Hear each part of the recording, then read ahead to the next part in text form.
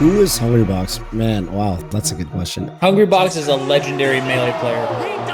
That's who he is. One of the 5 gods of Melee, Hungrybox, for many reasons, has earned his spot in the pantheon of Smash Bros. Melee players. But 2 things stand out above all else. First, his unbelievable EVO 2016 rematch and win over another Melee god, Armada. And second, his offbeat and unpopular character of choice, Jigglypuff. He gets the read, and he gets and H-Box! What? How is he so clutch? I don't know. In the Smash Bros. Community, one Hungrybox Debidma is a household name who famously, or infamously, depending on who you ask, specializes in Jigglypuff. He plays Jigglypuff. The Jigglypuff player of all time, I would say. Like, he wasn't always as celebrated by the scene. His success wasn't always as celebrated because he played Jigglypuff, who was kind of considered to be this, like, you know, slower character, and sometimes he would stall you out, you know, and that's something that's been kind of riffed on. Hungrybox agrees with this. In an interview with Dexerto, he said, "People like action. They like speed, they like risk, they like being entertained. And Jigglypuff is not as entertaining as other characters." Jigglypuff is just a problem character, and Hungrybox takes all the things that, you know, are powerful about the character and takes them to the next level. To get a sense of how Jigglypuff differs from the other characters, let's take a look under the hood at the frame data, or how fast her moves are compared to one of the more popular characters in Melee, Fox. Here's a quick, simple comparison. Jigglypuff's jab has a 5-frame startup animation, meaning it will take 5 frames before the jab becomes active to hit the opponent. Fox, on the other hand, has a 2-frame startup on his jab, meaning if Jigglypuff and Fox were to attack each other at the same time with a jab, Fox's would hit first. However, Jigglypuff's bread and butter for controlling space is called the Wall of Pain, where she repeatedly spams this ability while in the air, utilizing her superior aerial control. Due to the move's large hitbox, she can dictate the pace and space of a match. Frame data aside, her power resides in playing Melee the opposite of how many want to watch it, forcing errors through patient play. You know, Hungrybox, from time to time in his career, I would say he was not afraid of using these strategies where he would basically say, you know what, we're not even fighting right now. I am going to just make it so that we don't get to fight. Yeah. Oh, wow. Oh, man. Oh my God. And I think a lot of people have problems with that because people want to believe that Super Smash Bros. Melee is very kind of fast-paced and very, very expressive. And I think people saw that style of Jigglypuff play as kind of being antithetical to the kind of that exciting nature. Yeah. Oh boy. Yeah, no. They're doing the chant, but they're doing it so you can hear it. That's not. Who the fuck threw this? You know how hard I work on here? Despite drawing ire from the crowd at times, Hungrybox was and still is a top-tier player. Outside of his niche character pick, he also built a reputation and following for showing up when it mattered most. Kind of love him or hate him, he's brought some really awesome moments to competitive play because he had this aura around him of being extremely clutch. And when his back was against the wall, he would make these really kind of insane comebacks. Because Hungrybox was in the upper echelon of Melee players, all while balancing school, work, and Melee, he was coined one of the 5 gods of Melee, alongside Mango, PPMD, Mewtwo King, and of course, Armada. While all these players traded blows back and forth throughout the years, the games between Armada and Hungrybox were something else. He gets the read, and he gets the and H-Box! What? How is he so clutch? I don't know. Adam Armada Lindgren, in his own right, was carving his own legend in the Melee scene. Oh, what nice spacing. Armada, are you real? Armada?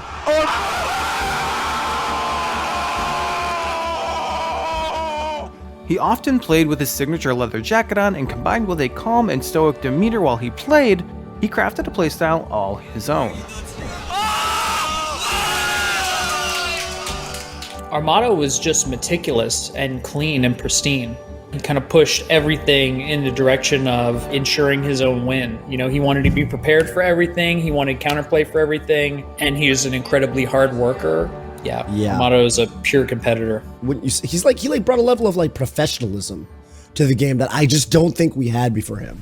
As the Melee community grew bigger and stronger, the scene secured a spot at EVO 2013, the cream of the crop of fighting game tournaments. And there it is, Mango has come all the way back. The rivalries between the five gods began to blossom over the next few years, and targets started appearing on their backs for new and mainstay players. I'm not happy until every aspect of godhood is like torn away, and there's only one god, and that's me. One of the highlights from 2015 and 2016, however, was Armada versus Hungrybox. And that's it. Holy cow, that was winner's finals. Yes. Oh my God. Hungrybox was such a pain for Armada that he actually forced him to play a new character. I mean, they do have a storied rivalry. It goes all the way back to the Peach Jigglypuff days, and then Armada went Young Link. He's fighting. And that is it. Hungrybox beats Armada. If you're making a character switch like that, it's got to be a very conscious, like very pained decision, because you're saying, you know, I'm going to sacrifice practicing with my main character to kind of reset, you know, to start from zero. And that is a sacrifice Armada was willing to make, or felt like he had to make, for Hungrybox. That had to have been a very belabored decision for him. 2015 overall was a very good year for Armada. Against Hungrybox alone, Apex, Sandstorm, CEO 2015, EVO 2015, and the Big House 5 all went Armada's way. For Hungrybox, EVO 2015 was a heartbreaker. A grand finals where Hungrybox needed one more match and only one more stock to reset the bracket, and spoiler alert, he didn't. Armada has taken EVO for the first time. I think that these two players had an arms race over many years. To me, when an arms race happens, it means that both people are motivated to push further, and you get pushed, but you push back. So I have to imagine that both players were very frustrated with each other, and they pushed each other to, you know, refine how they were going to approach the matchup each and every time.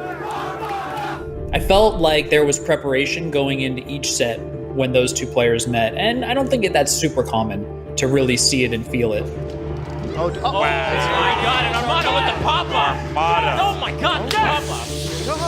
I told you. I think at the time, we probably assumed that Armada was just a cut above, because Armada was always in contention for first best, and Hungrybox was not in contention for first best for the majority of his career.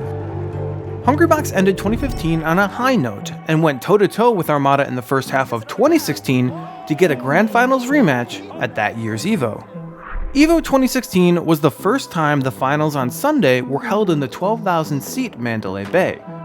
For the Melee community in particular, I would say that EVO has a special place in our history. And whoever was to win EVO, it would be the most seen by folks outside of the community, which gives it an extra legitimacy over the tournaments that are more inside the community. Out of the 2,372 entrants, only 4 remained. Armada and Plup on the winner's side of the bracket, Hungrybox and Mango on the loser's side. Mango versus Hungrybox. But very surreal. Certainly extremely surreal. Also on the biggest stage, and being in the loser's bracket, facing opponents like Mango, like Plup. You know that Hungrybox can take. You know that Hungrybox can take the stock, and he does it. He does it. Where even if you win, you have to beat Armada in 2 sets. That is a mental challenge, no question. Mango right now, we talked about how he does not Turning around. Oh, and there's the roll. Backs off the wall, and he does not get the tech. After a grueling first set to reset the bracket, Hungrybox and Armada picked up their controllers again to battle it out. Only this time, unlike EVO 2015, Hungrybox would emerge victorious. And I think that the way he reset the bracket in particular was such a crazy sequence. I mean, you saw him stand up and he looks shocked, which I was shocked. I think everyone was shocked.